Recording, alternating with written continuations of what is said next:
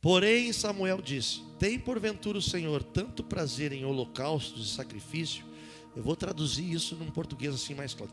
Tem o Senhor prazer só que tu venha num culto, que tu seja uma pessoa boa, né? Que tu seja uma pessoa querida, uma pessoa que ora, que tá bem, faz, né? Tá no... Ou que obedeça a palavra. O que é mais importante? Tu ser um religioso de carteira ou tu obedecer aquilo que ele te manda fazer? E muitas vezes o que ele manda fazer vai contra a nossa vontade. Então, ele diz assim: eis que obedecer é melhor que sacrificar, e o atender é melhor do que a gordura de carneiros, porque a rebelião aqui é comer do fruto que é bom, agradável e desejável. Irmãos, se pecado fosse ruim, ninguém pecava.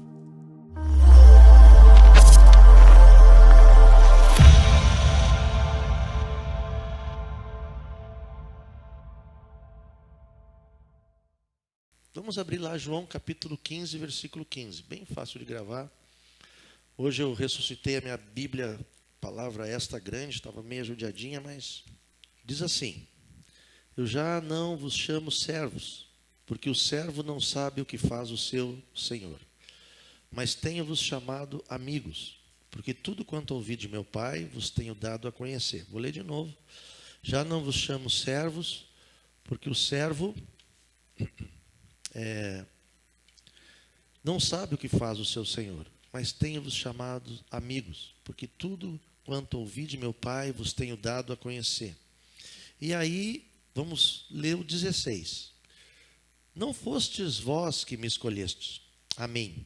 Pelo contrário, eu vos escolhi a vós outros e vos designei com uma missão, com um propósito, que vades e deis fruto, e o vosso fruto permaneça. A fim de quê?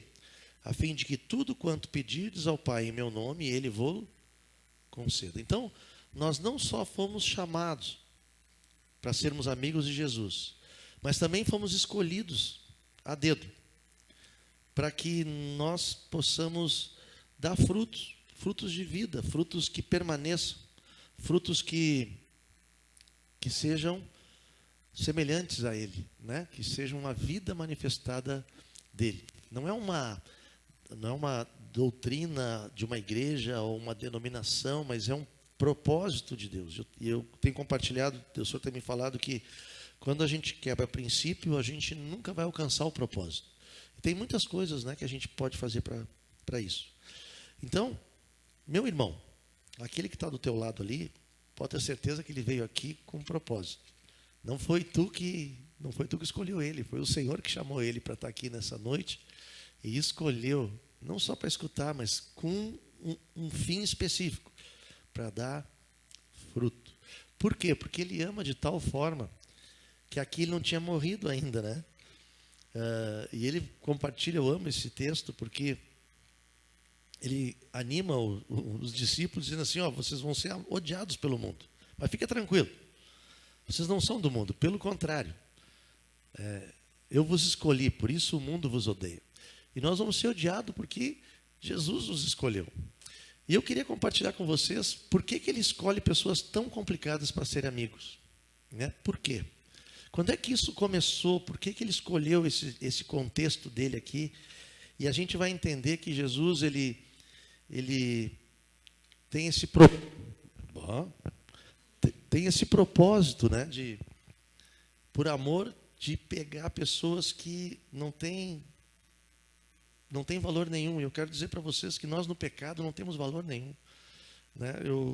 Por mais que eu tenha estudado, por mais que eu tenha especialização nisso, naquilo, por mais que eu seja bom nisso ou naquilo, na minha profissão eu tenha êxito, não adianta absolutamente nada se eu estiver longe dele. Porque nós estávamos compartilhando ontem, se eu não estiver nele, o lugar para onde eu vou vai ser um lugar quente, meus companheiros vão ser uns chifrudinhos, e eu vou estar sempre lá com uns vermes comendo minhas pernas, aqui meus pés, é isso que fala, né?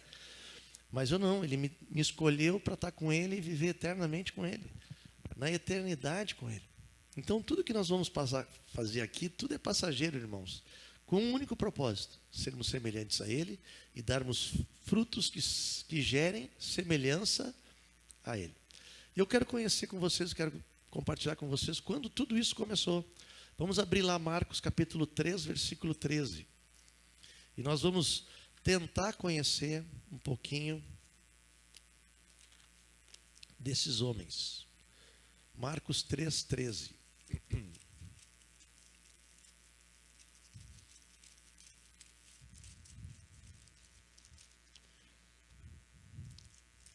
Diz assim: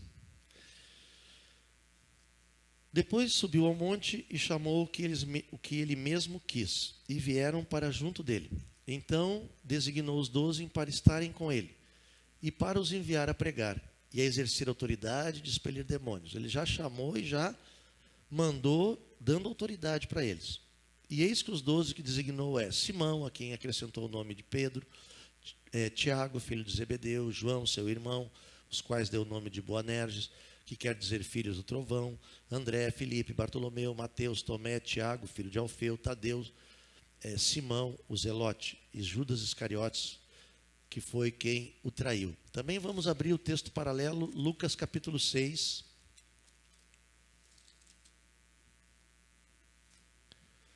versículo 12 e 13. Até o 16, diz a mesma coisa.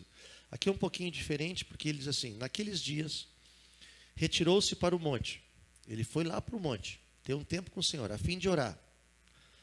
E aqui em João 15 ele fala isso, né? Que eu falei com o Pai, né? Não foi vocês que me escolheram, foi eu que escolhi vocês. Ele orou ao Pai e passou a noite orando a Deus, né? Orando ao Pai. E quando amanheceu, chamou a si os seus discípulos. E dá a sensação aqui, quando eu leio, que tinha mais de 12, né? Porque ele chamou os seus discípulos e escolheu 12 dentre eles, aos quais deu também o nome de apóstolos, enviados. Simão, a quem acrescentou o nome de Pedro, e André, seu irmão, Tiago, e João, Filipe, Bartolomeu, Mateus e Tomé, Tiago, filho de Alfeu, Simão, chamado Zelote, Judas, filho de Tiago, e Judas Iscariotes, que se tornou o traidor. E quem eram esses homens? E é interessante que ele ora ao Pai, ele chama o que ele quis, e eles vieram. Quando ele chamou, eles atenderam o chamado, e ele chamou para estar com ele, e também para enviar, com o propósito de dar fruto. E quem eram esses homens? Né? Vamos pegar pela lista aqui. O primeiro foi Pedro, né? Quem foi Pedro, irmãos? Pedro nada mais é do que um pescador, né? Iletrado. Iletrado é que não sabia escrever e possivelmente ler, né? Mas era um judeu. Tinha uma característica de falar sem pensar, né? Extremamente inconstante, temperamental, mas tinha uma característica: ele gostava de estar com Jesus, ele estava sempre com Jesus, né? Onde Jesus ia, e Jesus chamava ele, né? Ele teve o privilégio de participar junto na transfiguração. Ele estava no Getsêmani, orando, quando Jesus lá suou sangue, um pouquinho antes de ser preso para ir para a cruz, né? Pedro tinha essa característica, né? Mas ele estava sempre com Jesus. Segundo ele amava Jesus. Olha, quem tem mais palavra de vida eterna? Mas teve uma característica em Pedro. Chegou na hora H, o que aconteceu com ele? Na hora que Jesus estava sendo julgado, lá estava preso junto com os fariseus, negou Jesus. Então, irmãos, muitas vezes não é da boca para fora. A gente ama Jesus, não adianta muito a gente só dizer que ama. A gente tem que ter um relacionamento com Ele realmente. Porque com tudo que Pedro fez, né, com tudo que Pedro andou, com toda a intimidade que Pedro tinha, chegou na hora H, ele negou. Mas graças a Jesus e o amor dele, né, estava pescando lá e de repente ele vê o mestre, salta do barco e vai lá para a beira do mar, e ele está assando um peixinho, e lá ele tinha certeza, mas em vez de ser um falador, um falastrão, ele ficou quietinho. Aí Jesus pergunta para ele: tu me amas? 3 vezes. E o que ele dizia? Eu amo. A terceira vez assim: mas tu sabes que eu te amo. E os 3 mandamentos, as 3 palavras de Jesus então vai, apacenta as minhas ovelhas, né? Tinha um propósito na vida dele. Então, graças a Deus, ele se arrependeu. E às vezes eu fico pensando, né? Quantas vezes Jesus, quando me chamou, quantas vezes eu me fiz de louco e não fiz aquilo que ele me mandou fazer, né? Para fazer a minha própria vontade. Outros dois é o Tiago e João, os filhos do trovão, explosivos. Né? Eles, lá em Lucas 9:54, não precisamos abrir, quem viu aquele The Chosen, mostra essa cena de forma muito legal. Né? Os dois queriam mandar fogo para o samaritano. Né? Eles não tinham entendido nada, irmãos. E por isso que Jesus botou o nome, né? Filhos de trovão, de Boanerges. E eles gostavam de aparecer também. Tanto é que não só ele, mas eles tinham uma mãe muito presente, né? Muito preocupada com seus filhos. Queria que um sentasse à direita e outro à esquerda, quando ele colocasse o trono dele na terra, né? Ou quando fosse para o céu também. Ó, bota uma à direita e uma à esquerda. Eles não eram humildes, né, irmãos? Eles eram... Mas foram os que estavam também junto com Pedro, em todo o tempo com Jesus. Na realidade, fugiram quando Jesus foi preso. Mas eles permaneceram firmes. João até foi o que estava lá, né? Na cruz, quando Jesus chamou, olha, agora cuida da tua mãe aí. Né? Essa é tua mãe. Então, João é aquele que deitou a cabeça no peito de Jesus, né? Que, segundo ele, era o discípulo amado. E eu gosto muito de dizer isso, que Jesus amava a todos. Mas por que João era o amado? Porque eu acho que dava mais preferência para Jesus do que os outros, né? Ele andava muito próximo. O outro era o André. O André trabalhava nos bastidores, né? Foi ele que levou Pedro para conhecer Jesus, e também foi até Natanael, dizendo que realmente nós finalmente encontramos o Messias. Não sei se é coisa de André, mas ele gosta de mostrar Jesus, né? Gosta de apresentar Jesus para os discípulos, para os religiosos aí. Outro que a gente vê aqui é o Filipe. Filipe, eu botei aqui, ele era extremamente racional, né? Acho que matemático. Ele era o cara que cuidava da infraestrutura ali, né? Foi o cara que quando Jesus disse, olha, quantos pães e quantos peixes tem aí para alimentar o povo na multiplicação, o que ele disse? Né? Onde é que a gente vai comprar pão para dar de comer para esse povo aí? E é engraçado que na segunda multiplicação teve a mesma indagação, né? E ele ainda sabe até o preço do pão. Olha, não bastaria os 200 denários. Né? É aquele discípulo que sempre é o questionador, né? Quanto, como, que de forma, será que vai dar mesmo? Né? E foi aquele que perguntou para Jesus, andando 3 anos e meio com ele, mostra-nos o Pai. Aí Jesus disse para ele assim, mas tu está comigo e não viu o Pai? Quem vê a mim, vê o Pai. Jesus era um cara paciencioso, irmãos. Às vezes ele tinha senso de humor, né? Muita paciência com os discípulos, assim como tem com a gente. O outro que eu botei aqui era o Bartolomeu. Bartolomeu era o preconceituoso, né? Foi ele que perguntou, de Nazaré pode sair alguma coisa boa, quando falaram que Jesus era de Nazaré? Em João 1:46. O cara que só foi tocado, quer dizer, caiu a ficha dele quando Jesus disse assim, ó, te conheço porque tu estava lá embaixo da figueira. Disse, só estava eu naquela figueira, até no The Chosen também mostra muito legal essa parte.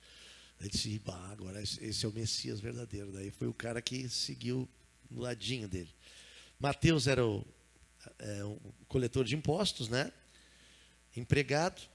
Eu acho muito interessante também a gente olhando o The Chosen dos discípulos, que eles tinham uma certa aversão ao Mateus por ser coletor de impostos. O coletor de impostos naquela época era ladrão mesmo.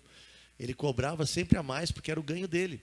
Né? Se alguém tinha que pagar 10, ele cobrava 20, 30, 40, e essa diferença era dele. Então, todo cobrador de impostos do empregado romano tinha essa visão de ladrão mesmo, de tomador de dinheiro, né? Tomé não precisa nem dizer, né? Se eu não vir as suas mãos, eu tocar, aí Jesus diz, então toca, infeliz. Não, isso infeliz é o que estou dizendo. Mas toca. Né? Tu está comigo e não me conhece, tu está aqui e não me vê, né? Miserável homem, pobre, cego e nu. Né? Eu ressuscitei, o homem estava ressuscitado, irmão, passou pela parede, né? Cruzou a parede, Estava ali fazendo a ceia, com o corpo glorificado, e o homem pede para tocar no mão. Era o incrédulo, mas estava junto. Tiago, filho de Alfeu, e o Tadeu são aqueles dois discípulos que tu não ouve falar de coisa nenhuma em momento algum. São os escondidos, aqueles que ficam, né?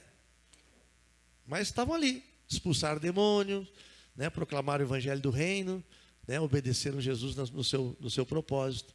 Simão Zelote, o Zelote eu acho que era espero que ninguém se escandalize aqui, era o guerrilheiro xiita, né? Eu não sei se ele era sem terra, se ele era PT, não sei se que era o partido dele, mas ele queria guerra. Agora não dá nem para dizer, né? Porque agora nós temos uns de extrema direita também, são xiita, que gostam de botar fogo no negócio, né? Mas esse era o Simão Zelote, o discípulo que gostava de invadir o Palácio do Planalto, Câmara de Deputados, botar fogo no negócio. Ele queria guerra, dar golpe, esse troço todo. Esse é o Simãozão aqui.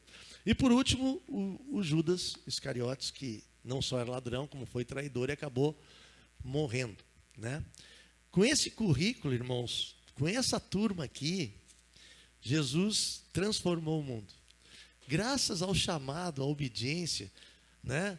Quando ele foi morto, ele disse para esses discípulos, e ressuscitou e foi exaltado, ele disse para esses discípulos: aguardem que vai descer do alto o Espírito Santo.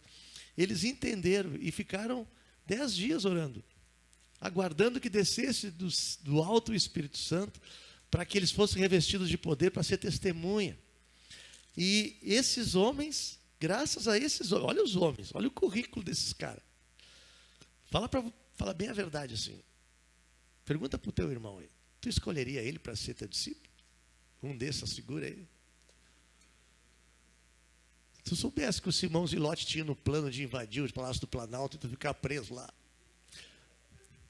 Vamos derrubar. Tu ia? Pois esses homens se arrependeram, foram cheios do Espírito Santo e transformaram o mundo. E hoje nós estamos aqui por causa deles. Ainda é por causa do Espírito Santo. Claro que é por causa do Espírito Santo, mas se não fosse a decisão deles de ser perseguido, né, de ser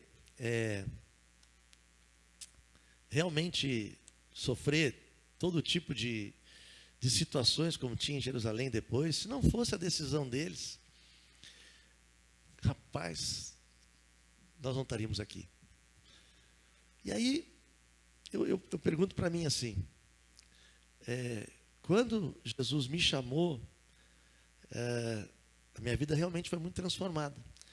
E eu estava escutando essa palavra, e hoje eu estava meditando nisso que eu estava falando para vocês.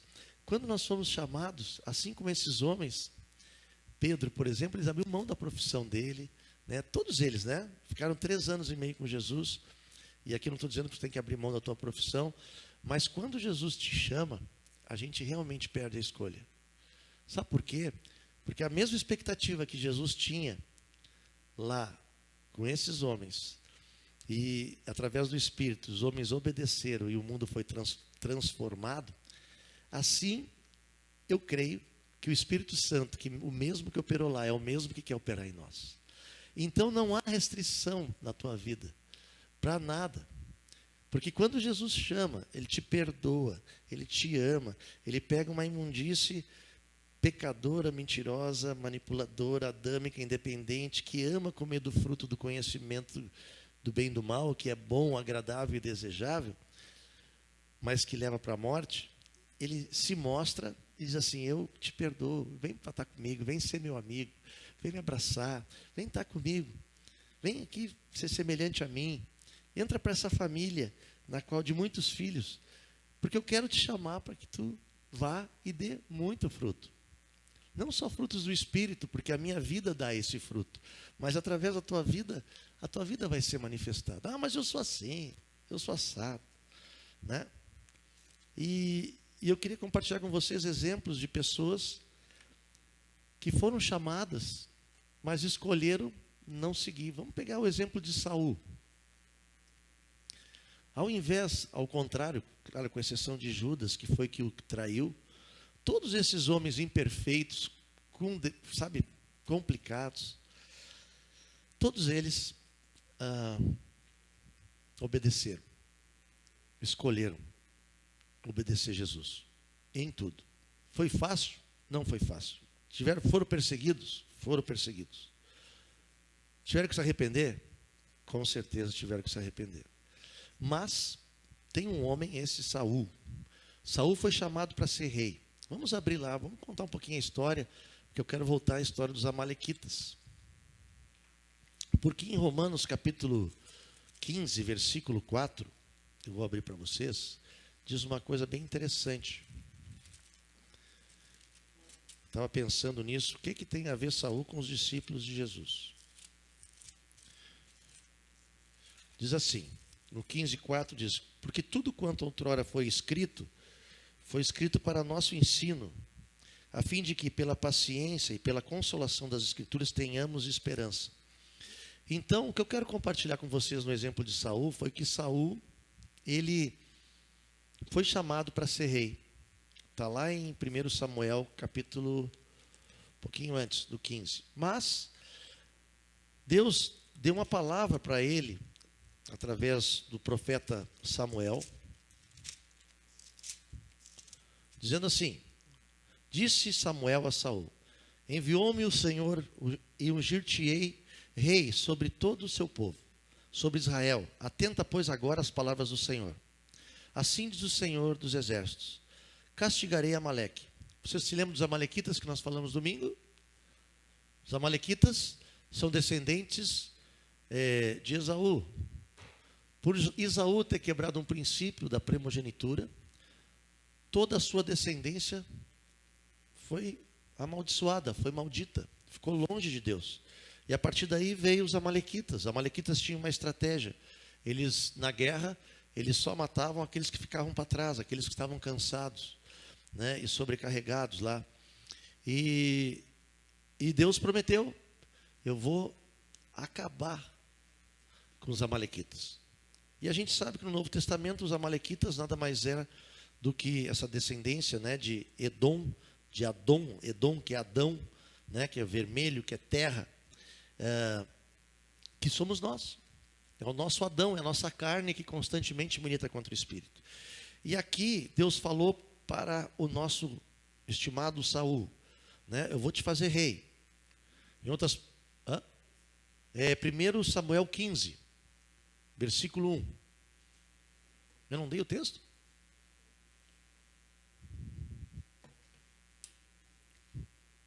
Alguém que escolheu não fazer aquilo que Deus mandou fazer.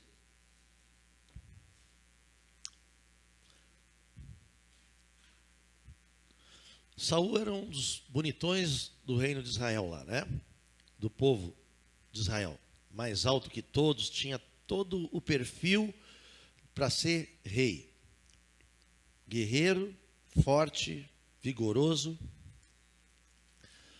Tinha tudo aparência de rei. E foi escolhido, porque o povo pediu o rei. Aí, 15:1. Disse Samuel, o profeta, a Saul, enviou-me o Senhor a ungir-te rei sobre o seu povo, sobre Israel. Atenta, pois, agora as palavras do Senhor. Assim diz o Senhor dos exércitos, castigarei Amaleque pelo que fez a Israel. Olha aí, quando ele fez isso? Lá no princípio, que a gente leu lá na semana passada, né? No deserto. Ter se oposto a Israel no caminho, quando este subia do Egito. Vai, pois, agora e fere a Amaleque. E olha a ordem que Deus fala. Deus fala através de Samuel para Saul. Destrói totalmente a tudo que tiver e nada lhe poupes. Porém matarás homem e mulher, meninos e crianças de peito, bois e ovelhas, camelos e jumentos. Por que isso aqui, irmãos? Porque ele está matando toda uma descendência. Homem, mulher, meninos, crianças. Parece que tem gente aqui que fica horrorizada. Não, como é que Deus faz isso? É que é para acabar com o mal mesmo. Então mata tudo, acaba com tudo. Os amalequitas eram malditos diante do Senhor. Então quando a gente é maldito diante do Senhor, irmãos, Deus destrói mesmo. Vem juízo sobre eles. Ou a gente está ou a gente não está. Por isso que eu digo, quando Jesus voltar, ele vai voltar aqueles que são amigos deles, aqueles que decidiram por eles, não aqueles que vêm no culto, aqueles que que faz bons atos, que faz boas atitudes, não que isso seja errado.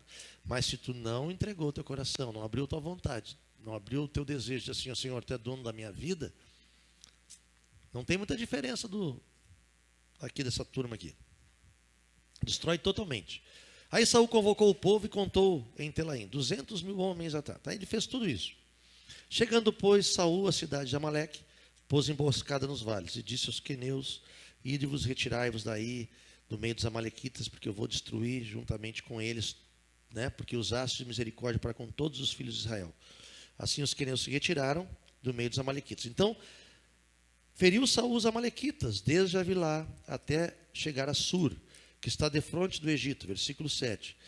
Mas, versículo 8, tomou vivo Agag, rei dos amalequitas, porém todo o povo destruiu a fio de espada. E Saul e o povo pouparam Agag, e o melhor das ovelhas e dos bois, e os animais gordos e os cordeiros, e o melhor que havia, e não os quiseram destruir totalmente. Porém toda a coisa vil e desprezível destruíram. Qual foi a palavra que Deus deu para Saul?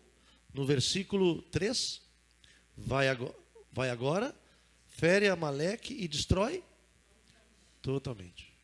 O que ele fez? E Saul e o povo pouparam a Agag, e o melhor das ovelhas e dos bois. Saul foi chamado para ser rei de um povo. Foi chamado por Deus para ser rei desse povo, com uma missão, né, de limpar a terra de todos aqueles que perseguiam o povo de Deus. Passar a régua. Então, versículo 10, veio a palavra do Senhor a Samuel dizendo: arrependo-me de haver constituído Saul rei, porquanto deixou de me seguir e não executou as minhas palavras. Então Samuel se contristou e toda a noite clamou ao Senhor. Madrugou Samuel, versículo 12, para encontrar a Saul pela manhã, e anunciou-se aquele: já chegou Saul ao Carmelo, e eis que levantou para si um monumento, dando volta, passou e desceu a Gilgal. Veio, pois, Samuel a Saul, e este lhe disse: bendito sejas tu do Senhor, executei as palavras do Senhor. Ele executou ou não executou? Não executou. Então, irmãos, quando Deus nos escolhe, nos chama, a gente tem que estar atento a obedecer aquilo que Ele nos manda fazer.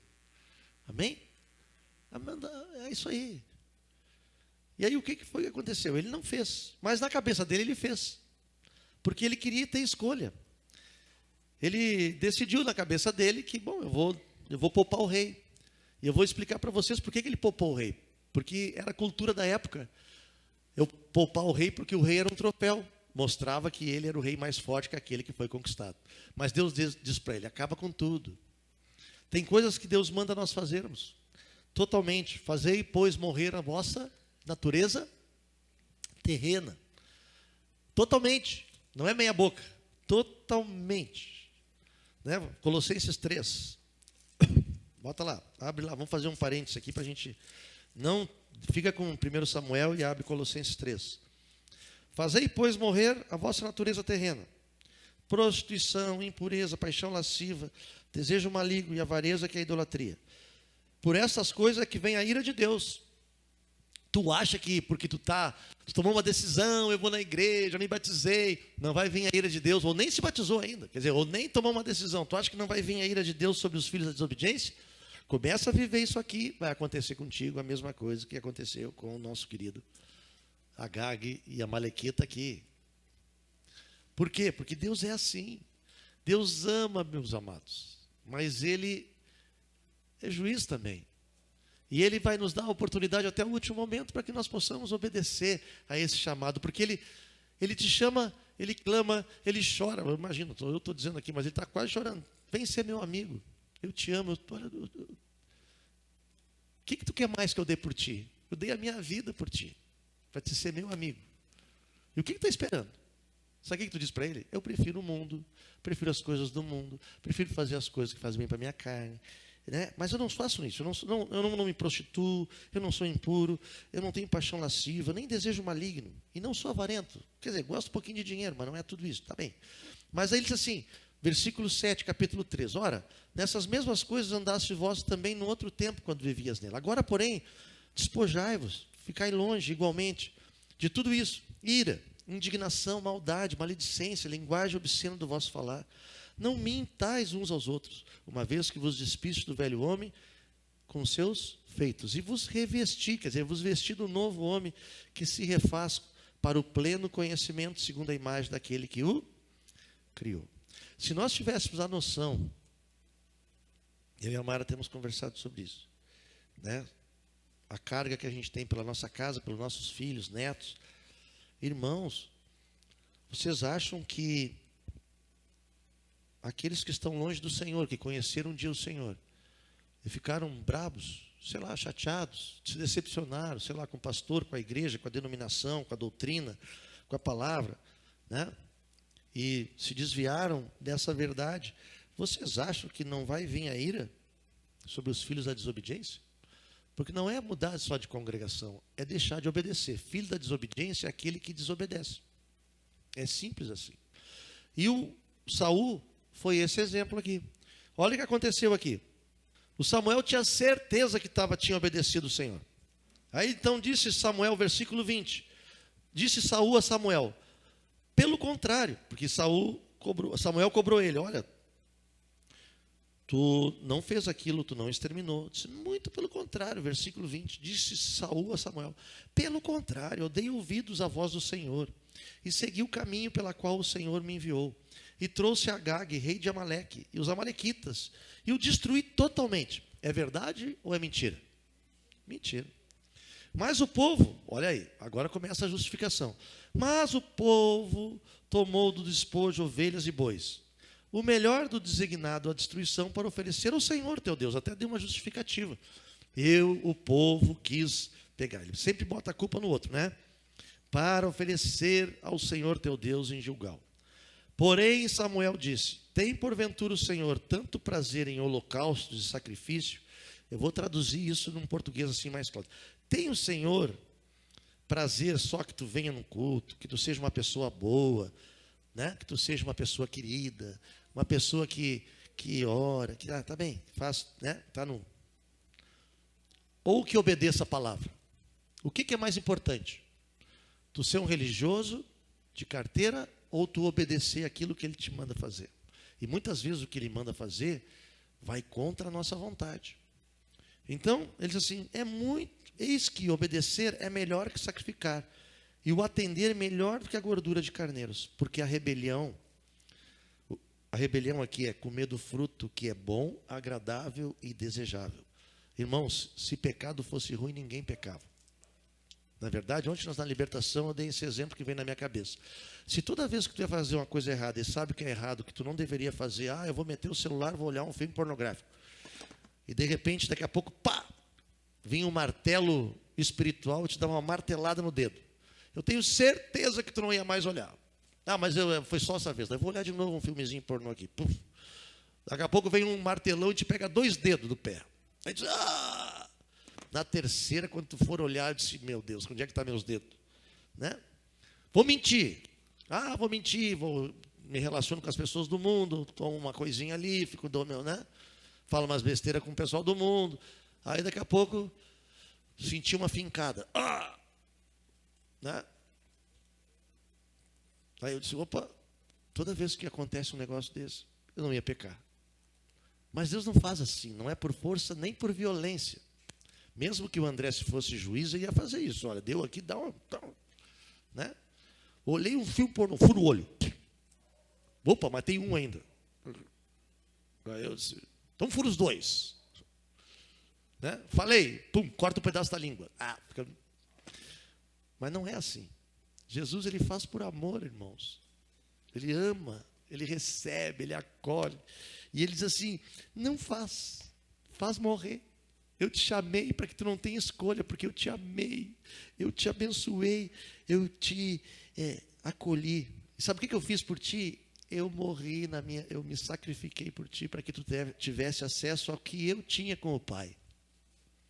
Tu quer mais do que isso? Está preocupado com a tua herança? Eu tenho uma herança eterna para ti, todo o tempo.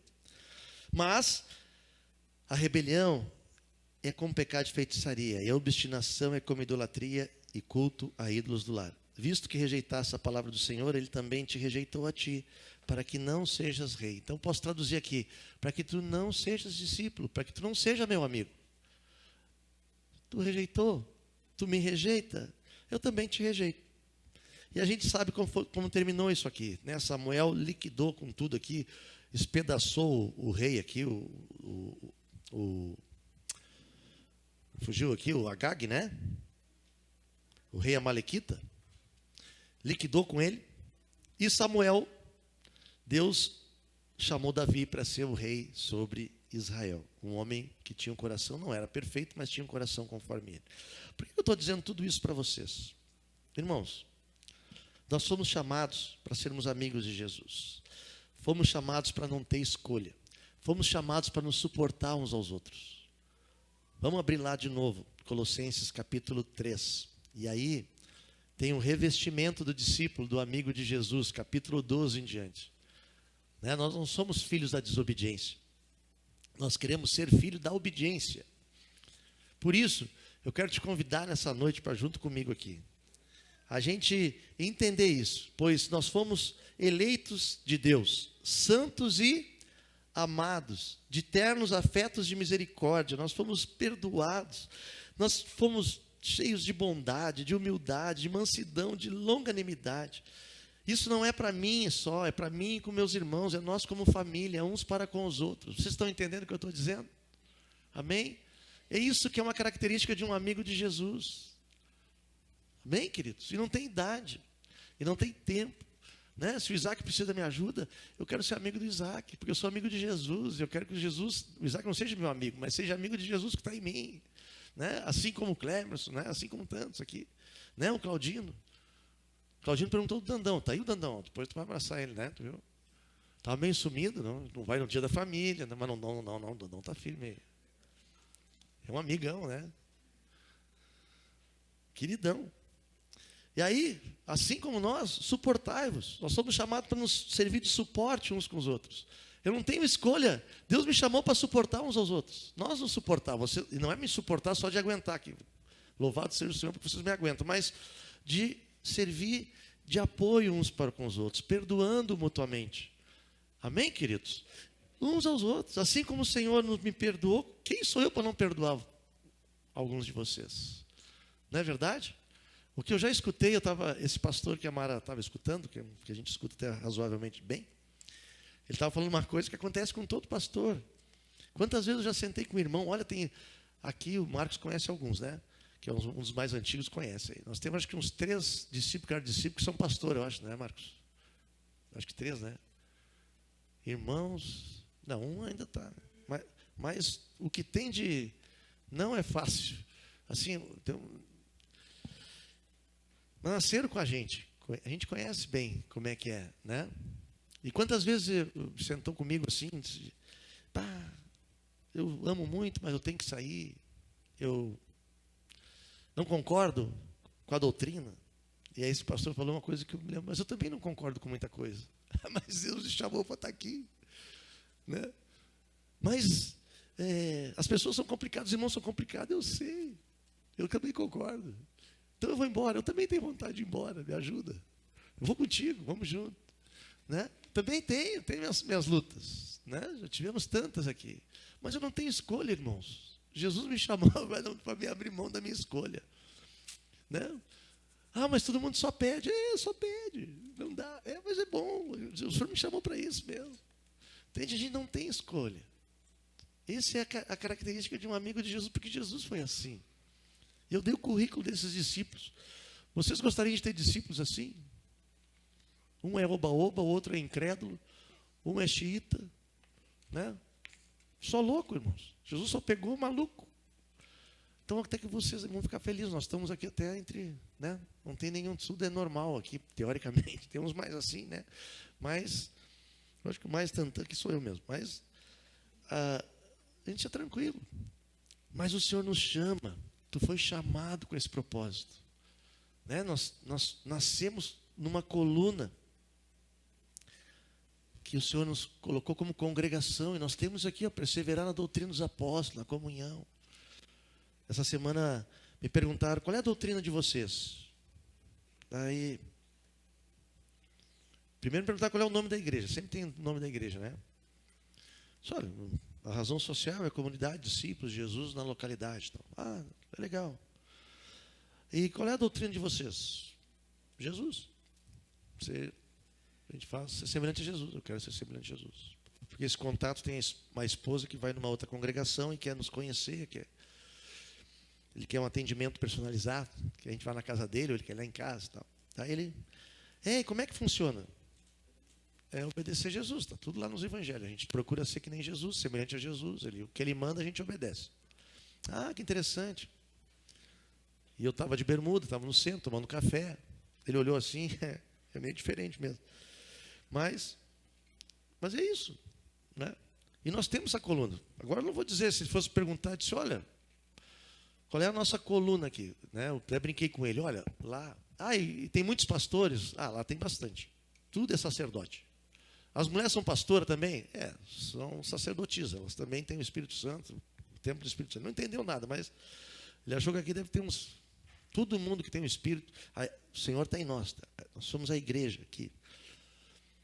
Que bom. E como é que vocês fazem lá? Não, nós temos lá um grupo que decide as coisas, tal. Eu sou pastor, né, assim, presbítero constituído, mas lá estamos tudo junto. Aí ele disse, que legal, você decide? Sim, decidimos junto. Daí ele disse assim, tem algumas coisas, né? Tem coisas que a gente não abre mão, tal. Né? Estava me lembrando até hoje, mas estava escutando isso. Lá quando a gente falou, para pintar prédio, por exemplo. Nós temos, quantos prédios ele falou? Eu disse, olha, nós temos um, e olha lá ainda.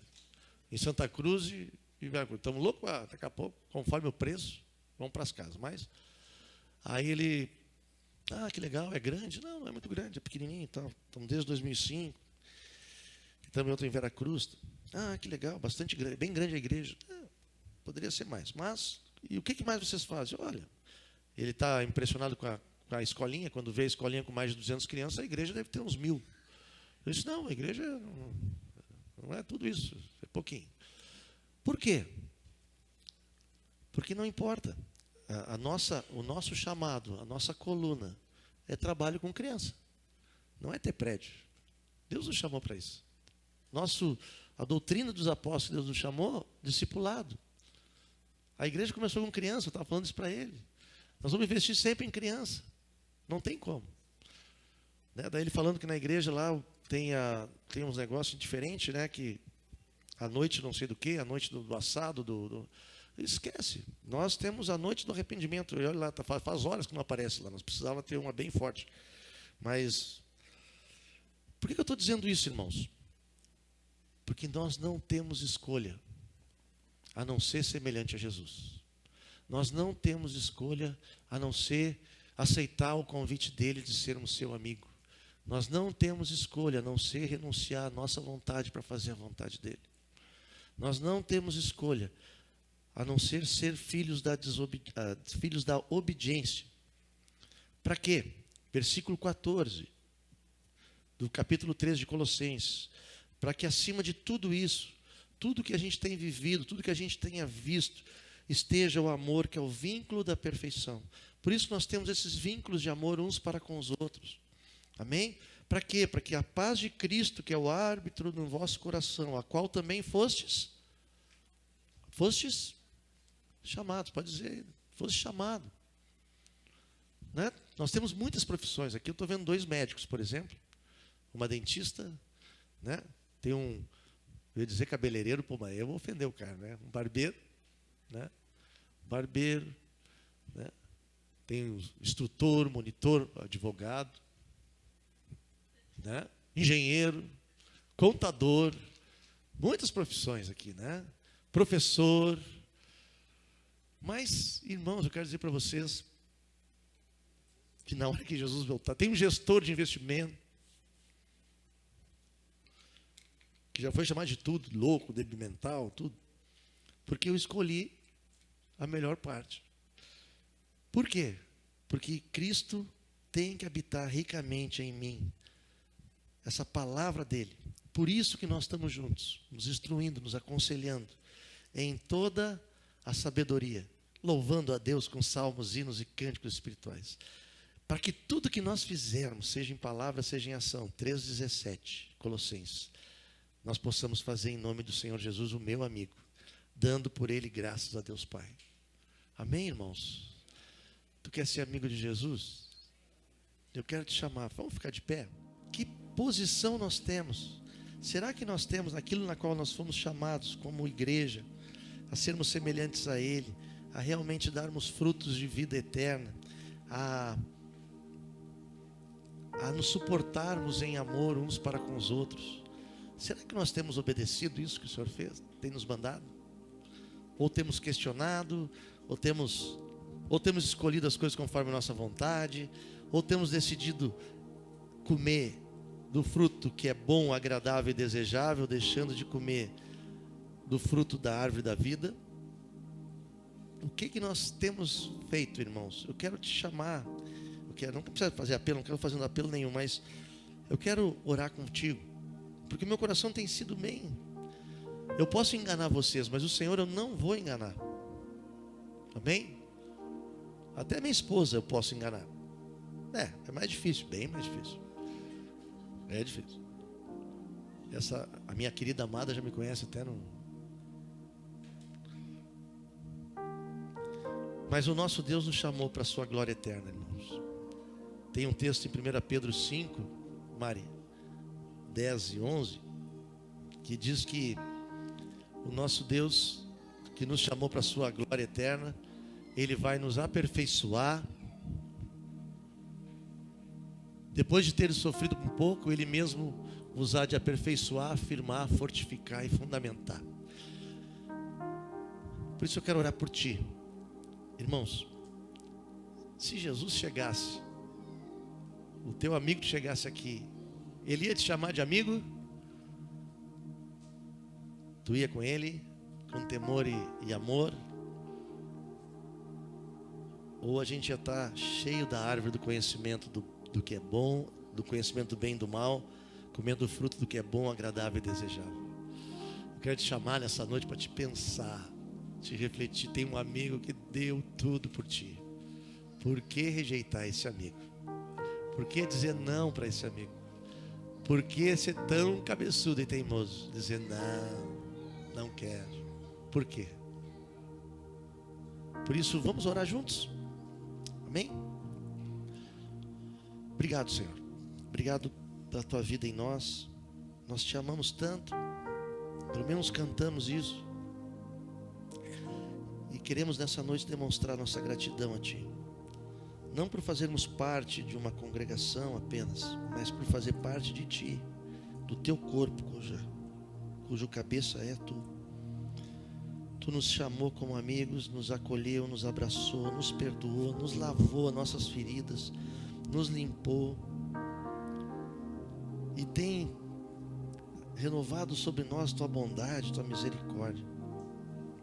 Por isso nessa noite, Senhor, ajuda-nos a refletir na nossa mente natural, porque tu não faz nada por força nem por violência, tu faz por puro amor. Nos convida, Senhor, novamente. Toca na nossa mente, no nosso coração. Vê se há em nós, em cada um aqui, algum caminho mau que precise ser transformado. Porque tu nos chamou para a tua glória, tu nos chamou para a tua vida eterna, tu nos chamou para termos essa tua presença constante na nossa vida. É um tempo diferente, Senhor. É um tempo que não vemos tantas manifestações. Quanto tempo não tem aqui uma língua que haja não há uma manifestação da tua vida em nós? Mas tu estás aqui. E tu queres te manifestar. E tu queres nos perdoar. Tu quer novamente nos convidar, como tu tem tocado no meu coração. Tu nos chamou para sermos suportes uns dos outros, para nos amarmos uns aos outros, para realmente estarmos juntos uns aos outros, nos apoiando, crescendo e nos ajudando a sermos semelhantes a Ti. Por isso leva-nos nisso, Senhor. Ajuda-nos a fazer morrer essa nossa natureza terrena que constantemente nos leva para longe de Ti. E nos ajuda, Senhor, a termos esse coração de gerar vida, gerar filhos em Ti, gerar essa passagem de experiência, de vida, daquilo que aprendemos, podemos ensinar a outros também. coloca agora no meu coração, gera isso, Senhor. Gera irmãos fecundos espiritualmente, cheios da Tua vida, para que tenha esse prazer de termos esse gosto de paternidade, assim como nós fomos amados de amar também. Muda a nossa mente, tira o nosso egoísmo de achar que não somos capazes. Se Tu escolheu aqueles homens para serem Teus amigos, Teus discípulos, quem somos nós, Senhor? E nós temos só palavra de gratidão porque Tu nos chamou. E Tu queres, assim como aqueles homens transformaram o mundo, e hoje nós estamos aqui por causa da decisão deles. Tu tem realmente um desejo no Teu coração que possamos transformar onde nós estamos, seja em nossa casa, seja o nosso meio que trabalhamos, seja as pessoas que convivem conosco. Sabemos, Senhor, que nós podemos semear e que a colheita vem no tempo oportuno. Sabemos que tudo tem seu tempo, é Tu que fazes o crescimento, é Tu que dá o tempo da colheita. Mas, Senhor, molda o nosso coração. Mais uma vez eu peço, faz-nos fecundos espiritualmente, fecundos de vidas que sejam semelhantes a Ti, pessoas na qual nos incomodam no bom sentido, nos encham de situações que a gente vai ter que resolver. Mas é tão bom ver pessoas sendo transformadas, assim como um dia o Thelma e a Heloísa acolheram a mim e a Mara, e mais de 20 anos cuidam de nós, nos exortando, nos ensinando, servindo de nosso suporte e apoio. Gera em nós, Senhor, não tem idade para isso, mas gera em nós, assim como nós somos amados, leva-nos a amar também.